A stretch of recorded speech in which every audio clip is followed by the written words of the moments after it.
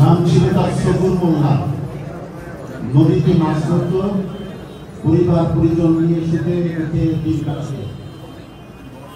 একদিন সবুর মোল্লা শুনল দেশে যুদ্ধ লেগেছে।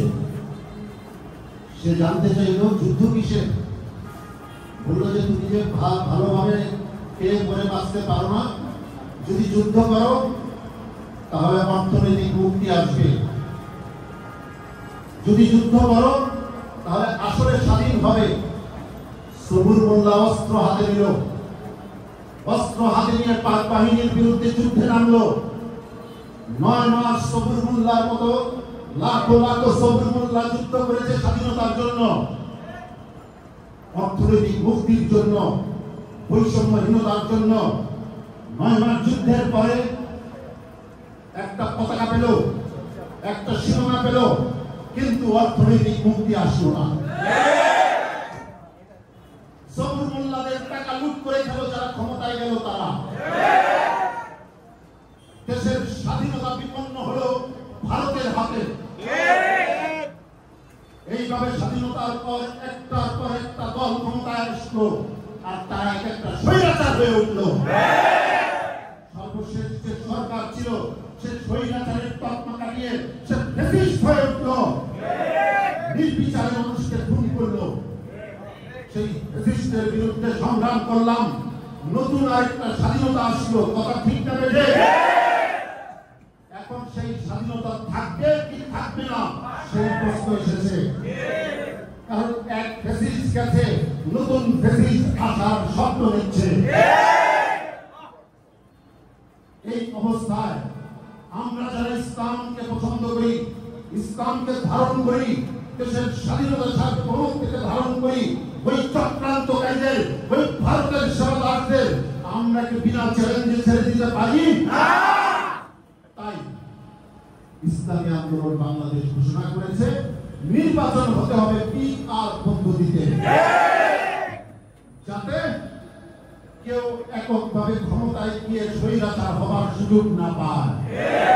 পীর সাহেব চরমনায়ের এই কর্মসূচি আজকে একে একে সব দল গ্রহণ করে নিচ্ছে, কিন্তু মানতে পারছে না একটা বিশেষ গোষ্ঠী যারা নির্বাচনী বাণিজ্য করতে চায়, যারা নির্বাচনী নমিনেশন বাণিজ্য করতে চায়, টাকার পাহাড় দিয়ে, অস্ত্রের শক্তি দিয়ে যারা ভোট কেন্দ্র দখল করে ক্ষমতায় যেতে চায়, ওরা মানতে চাইছে না। কিন্তু আমরা কি ছেড়ে দেব?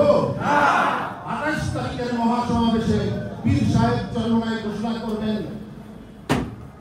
সবাই শুনেন, 28 তারিখের মহাসমাবেশে পীর সাহেব চরমনায় ঘোষণা করবেন পিআর পদ্ধতি ছাড়া নির্বাচনে যাওয়া যাবে না। 28 তারিখে আপনারা যাবেন তো ইনশাআল্লাহ? শুধু আমাদের দলের লোকজন গেলেই হবে? আশেপাশের লোকজনকে নিয়ে 28 তারিখের মহাসমাবেশে শরীক হতে হবে। আমি আপনাদেরকে চোখে আঙুল দিয়ে আপনাদের মাধ্যমে দেশের মানুষকে দেখাতে চাই, বাংলাদেশে আর কোন রাজনৈতিক দল আছে প্রার্থী নির্বাচনের জন্য তৃণমূলের মতামত আছে কি? ওরা নমিনেশন বাণিজ্য করে, কে কত টাকা দিবেন তাকে নমিনেশন দিব।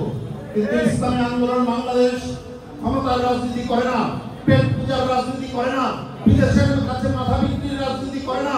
ইসলামী আন্দোলন বাংলাদেশের আমির থেকে শুরু করে একেবারে তৃণমূলের একজন সদস্য, প্রত্যেকেই আমরা মাঠের সৈনিক, প্রত্যেকেই আমরা প্রত্যেক ব্যাপারে মতামত দিতে অধিকার রাখি। তাই আপনাদেরকে ডাকা হয়েছে আমাদের সব দিকের প্রস্তুতি রাখার জন্য। এই আসলে কাকে নির্বাচিত আপনারা করতে চান, কাকে প্রার্থী বানাতে চান, আপনারা ভোট দিবেন।